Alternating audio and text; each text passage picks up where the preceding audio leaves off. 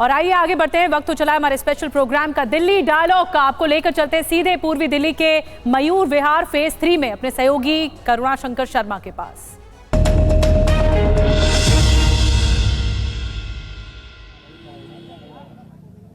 नमस्कार, दिल्ली डायलॉग में एक बार फिर से आप सभी का स्वागत है। आपके साथ मैं हूं करुणाशंकर शर्मा। और देखिए, आज जब हम ये शो कर रहे हैं, बहुत सारे बड़े मुद्दे हैं, बहुत ऐसे नेशनल इश्यूज हैं जिनका जिक्र आज हम करने वाले हैं। आप सभी को पता है कि कैसे इंडिया अलायंस लगातार भ्रष्टाचार के आरोप में घिरता हुआ नजर आ रहा है। और झारखंड में जहां पर जेएमएम की सरकार है, उसी झारखंड के मंत्री आलमगीर आलम, उनके सचिव के नौकर से के घर से 25 से 30 करोड़ कैश बरामद किया गया ईडी की कार्रवाई में। इस मुद्दे पर बात करेंगे। पंजाब के पूर्व सीएम चरणजीत सिंह चन्नी की तरफ से पुंछ अटैक को लेकर सवाल उठा दिया गया। यह कहा गया कि यह बीजेपी का पॉलिटिकल स्टंट है, कोई यह आतंकवादी हमला नहीं है। इसके अलावा महाराष्ट्र में कांग्रेस के बड़े नेता है, लीडर ऑफ अपोजिशन है विजय वाटेडीवार, उनकी तरफ से हेमंत करकरे की मौत को लेकर भी, उनकी शहादत को लेकर भी जो बयान दिया गया उस पर भी हम बात करेंगे। उन्होंने यह तक कह दिया कि अजमल कसाब ने नहीं मारा हेमंत करकरे को। तमाम मुद्दे होंगे, यहां पर कैसा मुकाबला है इस दिल्ली लोकसभा सीट पर, इन सब पर बात करेंगे। लेकिन शुरुआत करें जो आज बड़े मुद्दे बनते नजर आ रहे हैं उसके साथ। आप देखिए, क्योंकि देखिए मैं आपको पहले बता भी दूं, हमारे साथ आज खुद मौजूद हैं, मौजूदा जो आम आदमी पार्टी की पार्षद हैं एडवोकेट प्रियंका गौतम, वो खुद यहां पर हमारे साथ मौजूद हैं। प्रियंका गौतम जी, आप ही से पहला सवाल बनता है मेरा, एक बात बताइए, इंडिया अलायंस के जो नेता है वो तो लगातार भ्रष्टाचार के आरोप में घिरते नजर आ रहे हैं। आप ही की सहयोगी है जेएमएम पार्टी और उन्हीं के मंत्री हैं आलमगीर आलम, उनके सचिव के नौकर के घर से 25 से 30 करोड़ रुपए कैश मिला है, क्या बोलेंगे आप? देखिए, जिनके घर पे मिला है उनको कानून देखेगा। दूसरी बात ये है कि जो हमारे ऊपर इल्जाम लगते हैं वो भी कोर्ट में विचाराधीन है। इल्जाम तो कोई भी किसी के ऊपर लगा सकता है, और हमारी पार्टी का तो कोई नहीं था ना, तो हम उसके बारे में क्या बोले। अन्य पार्टी का सवाल इंडिया अलायंस पर उठा है ना, सवाल इंडिया अलायंस पर। अरविंद केजरीवाल भी, आपकी पार्टी भी उसी का हिस्सा है, वो खुद जेल के अंदर है। खुद वहाँ पे देखिए, सवाल इंडिया अलायंस पे उठाए तो उसको जनता देखेगी। अगर ऐसा कुछ मिला है, देखिए हम लोग गलत चीज के साथ नहीं है, हम दिल्ली का चुनाव लड़ रहे हैं, दिल्ली की पूर्वी दिल्ली सीट पर। तो मुझे लगता है कि अगर हम पूर्वी दिल्ली के ऊपर बात करें, क्योंकि यहाँ पे पूर्वी दिल्ली की जनता के वोटर बैठे हुए हैं, हमारे लिए क्या होना, और हमारे लिए बीजेपी ने अब तक 2-2 बार सांसद यहाँ पे बीजेपी के रहे हैं, वो क्या करके गए हैं, हमें उन पे चर्चा करनी। मैं आऊंगा, इस मुद्दे पर भी आऊंगा। आप कुछ बोलना चाहती है जो आज हुआ है? देखो, सेना के सोरे पे हाथ, सबसे पहले आलमगीर आलम वाले मसले पर आप बताइए। ये वहाँ पे चंद महीने पहले वहाँ पे बीजेपी, उसकी कांग्रेस की सरकार थी, उन्होंने वहाँ पे कराई क्या है? नोट इकट्ठा करने के अलावा ये वही पैसा निकल रहा है, चंदा इकट्ठा जो निकल रहा है वही पैसा निकल रहा है, वो कांग्रेस के कार्यकर्ताओं को देने के लिए। और क्या निकल रहा है वहाँ पे पैसा? वो अभी वहाँ पे जो सरकार थी, वो सरकार का पैसा, सारा का सारा पैसा उन्होंने कांग्रेस नेताओं ने अपने घर में इकट्ठा करा, और वही पैसा निकला। अभी तो देखना कहाँ से निकलेगा। थर्ड फेज का, हाँ बोलिए। बंगारू लक्ष्मण आपके प्रदेश, आपके राष्ट्रीय अध्यक्ष थे। बंगारू लक्ष्मण रंगे हाथ, आप देश की बात करते हैं, बंगारू लक्ष्मण रंगे हाथ देश की सुरक्षा योजना का जो पैसा था उसके लिए रिश्वत लेते हुए रंगे हाथ पड़े हुए हैं। आप राष्ट्रवाद की बात करते हैं, आपके पार्टी के राष्ट्रीय अध्यक्ष। एक बात बताइए, इंडिया अलायंस के तमाम अलग अलग दल, उनके जो नेता हैं, उन पर भ्रष्टाचार का आरोप लग रहा है। आज जो बरामदगी हुई है झारखंड में, इसके बारे में कुछ बोलेंगे? बिल्कुल, मैं तो ये कह रहा हूँ कि भ्रष्टाचार सिर्फ ये तो एक बहुत छोटी सी कड़ी है। अभी पीछे एक यहाँ तो 300-400 करोड़ रुपए मिला। मैं कह रहा हूँ अगर जितने भी नेता हैं, इन्होंने जो है अपने नौकर, वो थर्ड फेज के चुनाव से पहले इसका असर पड़ेगा। बिल्कुल असर पड़ेगा, पहले भी असर पड़ रहा है, पूरे भारत में असर पड़ा हुआ है। अगर भारतीय जनता पार्टी आपके 400 पार, क्या मैं कह रहा हूँ, जितनी जो ये कर रहे हैं ना, हो सकता है 500 पार कर जाए। यहाँ पर बोल रहे हैं भाई थर्ड फेज का चुनाव हो रहा है, उससे पहले ये जो बरामदगी है इसका असर पड़ेगा इंडिया अलायंस पर, क्या बोलेंगे आप?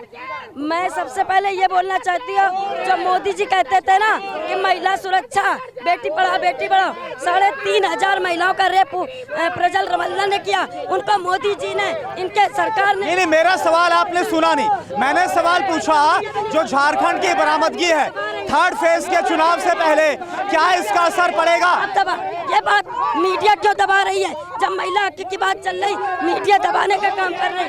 मीडिया उस बात आप क्या बोल रहे हैं? आप चोर है, मोदी अडानी चोर है। क्या करा 5 साल के अंदर? क्या बोल रहे हैं? मोदी अडानी चोर है।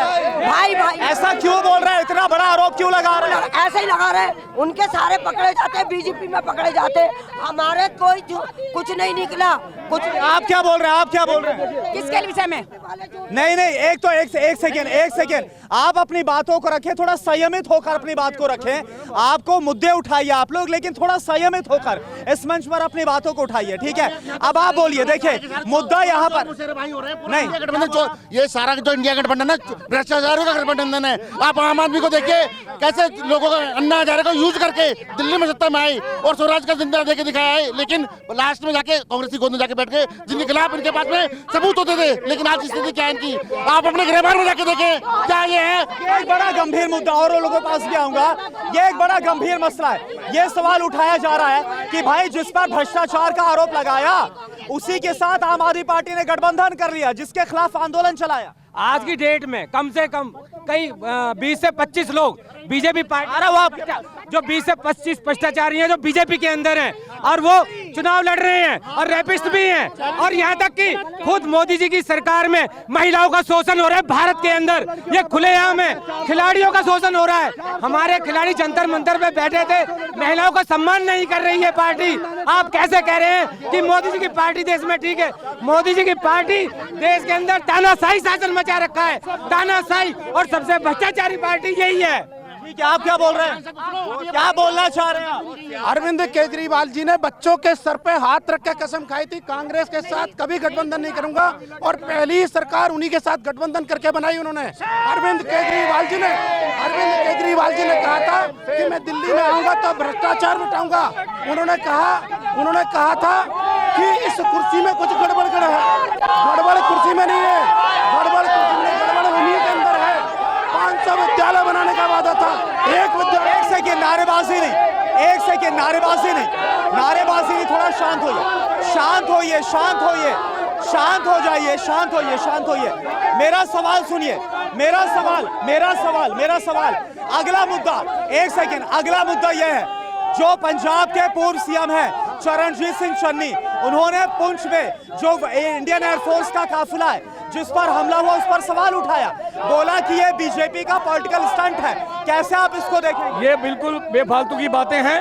जब पुलवामा हुआ था इन लोगों ने तब भी सेना के ऊपर क्वेश्चन उठाए थे।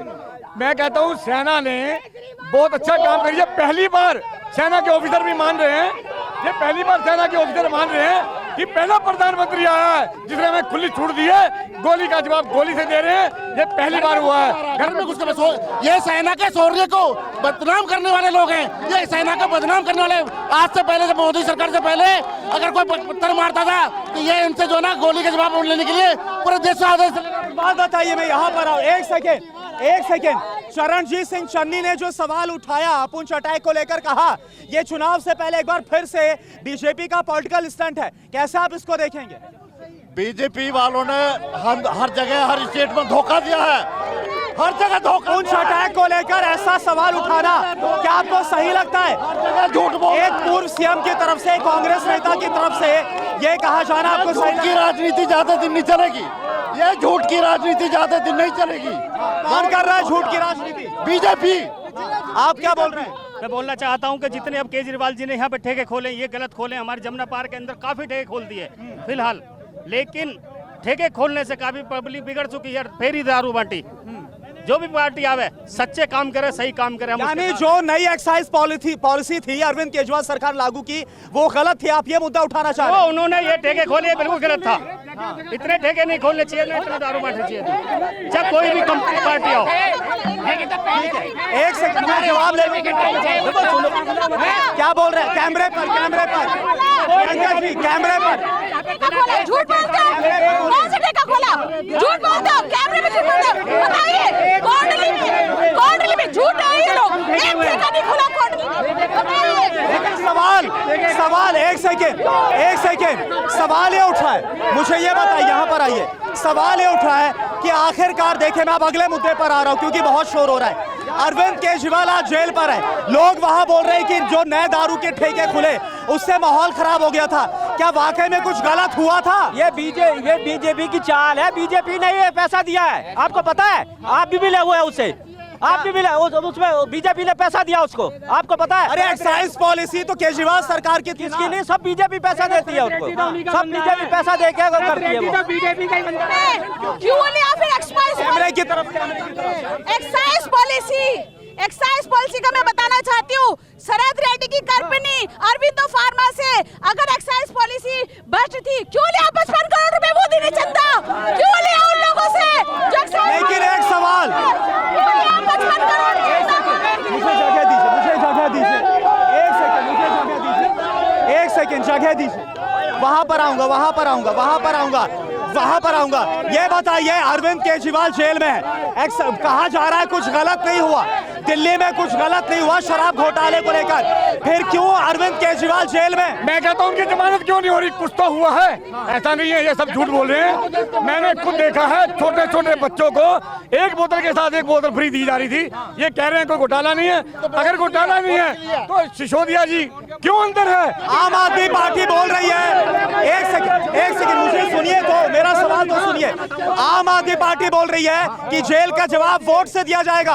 हम बताएंगे। देखो आम आदमी को खाता भी नहीं खुलेगा। और एक आवाज सुन लो, जो ये प्रेम का है ना, इसके वार्ड में पानी नहीं आ रहा है 8 दिन से मुल्ला कॉलोनी में, 8 दिन से पानी नहीं आ रहा है मुल्ला कॉलोनी में। और ये भ्रष्टाचार माफिया है, ये लिंटर माफिया है, 1 लाख रुपए एक लिंटर पे लेते हैं। सुनीता केजरीवाल बोल रही है कि इस बार 7 की 7 सीटें इंडिया अलायंस की आएंगी। डबल अंडा उबालेगी, डबल अंडा पूरे हिंदुस्तान में। वो खुद उतरी है, वो खुद कैंपेनिंग कर रही है। जीरो अंडा, zero zero zero zero zero. हाँ बोल रहे, एक सेकेंड, क्या लग रहा है इस बार दिल्ली में कितनी सीटें आएंगी इंडिया अलायंस को?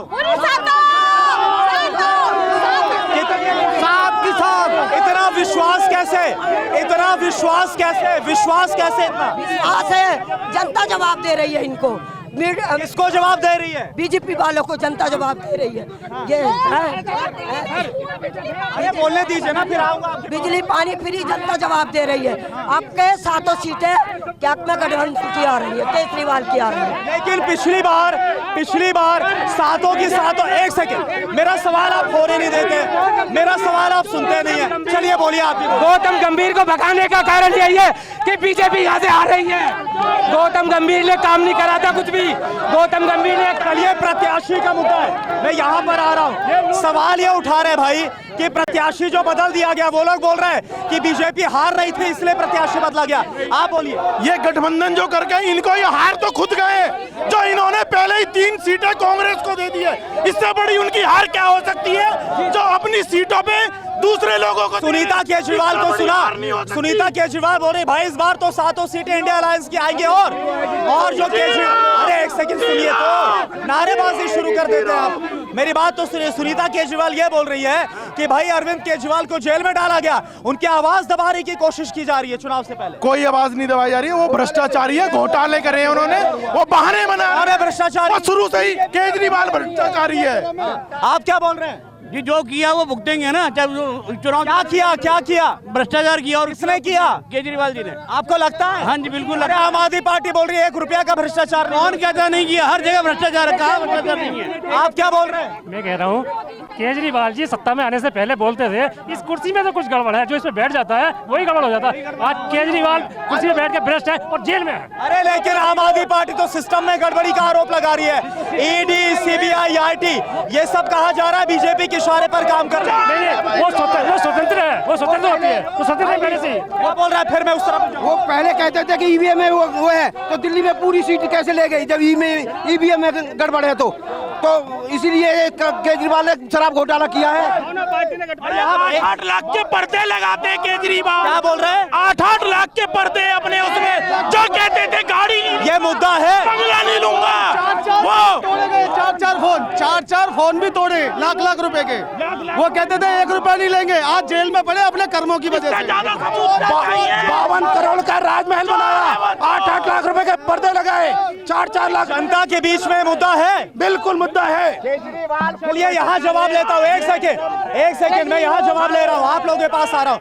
ये बताइए, कुछ और लोगों से बात कर रहा हूँ, ये बताइए, बोल रहे हैं वो अरविंद केजरीवाल जो बोलते थे गाड़ी नहीं लूंगा, बंगला नहीं लूंगा, आज करोड़ों के बंगले में है, करोड़ों के सरकारी आवास में रह रहे हैं। देखिए, ये प्रोटोकॉल कहता है, ये संविधान देता है, ये कोई व्यक्तिगत नहीं कह सकता। ये प्रोटोकॉल कहता है कि जो सीएम है, पीएम है, डीएम है, सबको सुरक्षा प्रदान करना एक सरकार की जिम्मेदारी है। बीजेपी बोल रही है जो वैगनार से चलते थे आज वो तिहाड़ में, वैगनार से सीधा तिहाड़ पहुंच गए। ये सब देखो, ये सब षड्यंत्र रचा गया है, जिसके कारण केजरीवाल जेल में। क्या बोल रही है आप? अभी बीजेपी में शामिल हो जाए, मनीष सिसोदिया अगले दिन बेल मिल जाएगी। जिस प्रकार से अशोक चौहान को ले लिया, जिस प्रकार से हेमंत विश्व शर्मा को सीएम बना दिया, उनपे भ्रष्टाचार के आरोप लगे थे ना, जेल गए थे ना लोग। अभी लेकिन एक बड़ा अच्छी बात है, बड़ी अच्छी बात है, मैं कुछ और लोगों से बात करूंगा। ये बताइए कि यहाँ तो इंडिया अलायंस को झटका ही मिल रहा है, मैं इसलिए बोल रहा हूँ, दिल्ली में आम आदमी पार्टी और कांग्रेस एक साथ चुनाव लड़ रहे हैं। भाई अरविंदर सिंह लवली, राजकुमार चौहान, बड़े बड़े नेता तो बीजेपी में चले गए, हो क्या रहा है इंडिया अलायंस में? इंडिया अलायंस में कुछ नहीं हो रहा है, ये सब केंद्र सरकार की तानाशाही है, ईडी की तानाशाही है, वो धमकी से जा रहे हैं, कुछ खरीदे जा रहे हैं। अभी प्रियंका जी बोल रही थी कि सातों की सातों सीटें जीतेगी इंडिया अलायंस, लेकिन जब नेता ही नहीं टिक रहे, जब नेता टिक नहीं रहे तो कैसे जीत हासिल होगी? जो 7 सीट पर नेता ही है, कोई और नहीं है, 7 सीटों पर नेता और 7 ही जीतेंगे। गठबंधन कुछ कर पाएगा? गठबंधन कुछ कर 100% कर पाएगा। जनता जेल का जवाब वोट से देगी। केजरीवाल सरकार ने गरीबों के हित में काम करा, मोदी सरकार ने अंबानी अडानी के लिए काम करा है। बीजेपी दिल्ली से साफ है, 7 सीटें गठबंधन की है। बात बताइए, आप बताइए एक बार कि भाई मोदी जी बोल रहे हैं 400 पार, इंडिया अलायंस की तरफ से तो कोई आंकड़ा नहीं आता, आपको लगता है उस तरफ कॉन्फिडेंस की कमी है? क्योंकि मोदी जी झूठ बोलने का काम करते हैं, आपको पता है। कौन बोल रहा है झूठ? मोदी जी ये झूठ है या कॉन्फिडेंस है? उन्होंने कहा था कि खाते में, ये झूठ है या कॉन्फिडेंस है? झूठ है उनका, झूठ है। उनकी मात्र 40 सीटें भी आ जाए बहुत बड़ी बात है आज की डेट में, ऐसा लग रहा है। हाँ, मैं कहना चाहूंगा उस तानाशाही की 40 सीटें भी मुश्किल है, पर लेकिन महागठबंधन प्रचंड बहुमत से पूरे भारत में अपनी सरकार बना रहा है और सरकार बनेगी और महागठबंधन ही निर्णय करेगा प्रधानमंत्री का भी। अच्छा, एक सेकेंड, हाँ बोलिए क्या बोल रहे हैं? महागठबंधन में अभी की रिपोर्ट है 32 करोड़ रुपया। मैंने तो उस पर मैंने सवाल किया, लेकिन अब जो मुद्दा मैं उठा रहा हूँ यहाँ पर गठबंधन को लेकर है, सीटों को लेकर है, इंडिया अलायंस की तरफ से कहा जा रहा है, कई नेता बोल रहे हैं भाई मोदी जी अगर 400 पार की बात बोलते हैं, 150-200 पार कर ले, बहुत बड़ी बात। अरे ये बागड़ बिल्ला सब चोर है, मोदी 400 नहीं 450 आएगी, 450 डंके की चोट पे। आप क्या बोल रहे हैं? ये निगम पार्षद भी चोर है, माफिया है, विधायक भी चोर है, इसका वाट है, ये 1 लाख रुपए की इंटरव्यू लेते हैं, माफिया है, माफिया की सरकार है आम आदमी की। अच्छा, मुद्दों पर बात कर लेते हैं। एक सेकेंड, शोर मत मचाइए, मुद्दों पर बात करते हैं, मुद्दों पर बात करते हैं। मुद्दे क्या है इस बार? देखिए, हमारा मुद्दा है, देखिए रोजगार के ऊपर हम काम करना चाहते हैं, हम रोजगार के ऊपर वोट देंगे। हम 10 साल में मोदी सरकार ने जो अपने वादे किए थे वो एक भी वादा पूरा नहीं किया है। 15 मुद्दों पर बात होती दिख रही है आपको? नहीं, मुद्दे पे कोई भी बात नहीं करता, कोई भी बात नहीं कर रहा है, ना विपक्ष ना पक्ष। मोदी सरकार 10 साल में किसी भी मुद्दे को पे बात करने को तैयार नहीं है, रोजगार पे बात करने को तैयार नहीं है, 15 लाख पे बात करने के लिए तैयार नहीं है, सिर्फ हिंदू को लग रहा है मोदी जी मुद्दों पर बात नहीं कर रहे। बिल्कुल, मोदी जी बिगर मुद्दों की बात ही नहीं करते हैं, वो तो मुद्दों की बात। विपक्ष बोल रहा है भाई मुद्दों की बात नहीं होती है, बेरोजगारी की बात, महंगाई की बात की नहीं जाती है। विपक्ष 100 रंडुओं के 1 रंडुआ नहीं, एक सेकंड, थोड़ा सा भाषा पर संयमित होकर का बात अपनी रखिए। आप बोलिए, मुद्दे क्या बन रहे हैं आपके लिए? हमारी प्रत्याशी जो हमारे यहाँ से निगम पार्षद है वो खुद एक एडवोकेट है, क्या उनको ऐसा लगता है कि जो पब्लिकली ये बीजेपी पार्टी पे इल्जाम लगाया जा रहा है कि ये सरकार की तानाशाही है, ये सरकार की तानाशाही है, क्या आपको ऐसा है या उनको लगता है वो खुद एक एडवोकेट है? सुप्रीम कोर्ट के आदेश पे ईडी और सीबीआई काम करती है, सुप्रीम कोर्ट के आदेश पे ईडी और सीबीआई काम करती है, क्या ऐसा लगता है कि वो सरकार के दबाव में किसी भी सरकार पे या किसी भी चीफ मिनिस्टर को बिना किसी जुर्म के गिरफ्तार कर सकती है? अच्छा, एक बात बताइए, आप बीजेपी से मुझे नजर आ रही है, क्या मुद्दे इस बार बनते हुए नजर आ रहे हैं? विकसित भारत, विकसित राष्ट्र का निर्माण करेंगे, जो अब तक मोदी जी लगातार प्रयासरत है। रही केजरीवाल जी की बात, तो एक सिंगल ऐसा काम बताइए उनका कि उन्होंने दिल्ली के लिए कुछ किया है। हाँ, ये दारू तो दी है, एक पे एक दारू उन्होंने फ्री दी है, लोगों को प्रलोभन उन्होंने दिया है कि 1000 रुपए देंगे, लेकिन किस औरत के खाते में 1000 रुपए आए हैं वो मुझे लेकिन यहाँ विपक्ष ये बोल रहा है और कई लोग यहाँ पर भी बोल रहे हैं भाई मोदी जी मुद्दे की बात नहीं कर रहे। भाई मुद्दे की बात है, विकसित राष्ट्र में ऑल ओवर मुद्दा आ जाता तो है। विपक्ष ऐसा क्यों बोल रहा है? आपने देखा लगातार राहुल गांधी हो, तेजस्वी यादव हो, अखिलेश यादव हो, वो आरोप लगा रहे हैं मुद्दे से भाग रहे हैं, बीजेपी भाग रही है मुद्दे से। राहुल गांधी को तो खुद नहीं पता अगले 10 मिनट बाद वो क्या बोल रहे हैं, वो बताएंगे क्या मुद्दे से बीजेपी भाग रही है। बीजेपी का शुरू से एक ही मुद्दा है, विकसित राष्ट्र बनाना, और जो विकसित राष्ट्र बनाने के लिए मोदी जी अपने लगातार प्रयासरत है और लगातार आगे बढ़ रहे हैं। क्या बोल रहे हैं? भाग तो राहुल है, अमेठी से भागे, वायनाड से भागे, अब रायबरेली का मुद्दा बन रहा है आपके सामने। अगर अमेठी से रायबरेली गए हैं, वहाँ चुनाव लड़ रहे हैं, तो आपके लिए मुद्दा बन रहा है। मुद्दा बन रहा है, वहाँ से भी ऐसा क्यों बोल रहे हैं, क्यों भाग रहे हैं वहाँ से। ये तो पार्टी का फैसला है ना कि चुनाव का पार्टी ने जनता ने भगाया, जनता ही भगाएगी वहाँ से भी, जनता भी रायबरेली से ही भगाएगी। ऐसा लग रहा है आपको? बिल्कुल लग रहा है। आप क्या बोल रही है, एक महिला है, क्या मुद्दे? देखो, मूर्खों के साथ लेके उसका सरताज बना के कौन बिठाएगा अपने सर पे? तो इसलिए राहुल गांधी तो भागेंगे ही हर जगह से। अच्छा, चलिए ठीक है। और देखिए, एक बड़ा अहम सवाल है, एक बहुत सवाल, बस 30 सेकेंड है। ये एक सवाल ये है, मैं आप लोगों से पूछना चाहूंगा भाई, लगातार बीजेपी सवाल ये पूछ रही है कि अगर जो इंडिया अलायंस है वहां पर प्रधानमंत्री कौन होगा, ये तो एक बहुत बड़ा सवाल है। हर साल एक नया प्रधानमंत्री बनेगा। देखो, ये महागठबंधन जब जीत जाएगा उसके बाद डिसाइड होगा प्रधानमंत्री कौन बनेगा। ठीक है, लोकतंत्र है, हम तानाशाही नहीं करेंगे। तानाशाही नहीं है, हम में लोकतंत्र है। कौन कर रहा है तानाशाही? मोदी जी वहाँ पे। ऐसा क्यों बोल रहे हैं आप? हम सबको प्यार मोहब्बत से एकजुट लेके महागठबंधन। ठीक है, तो आप ठीक है, बनेगा प्रधानमंत्री। ठीक है, चलिए वक्त एक ब्रेक का, वक्त इसी के साथ ब्रेक का हो गया है। आपने देखा कैसी चुनावी सरगर्मियां हैं। आप वक्त 8 दिन से पानी नहीं है।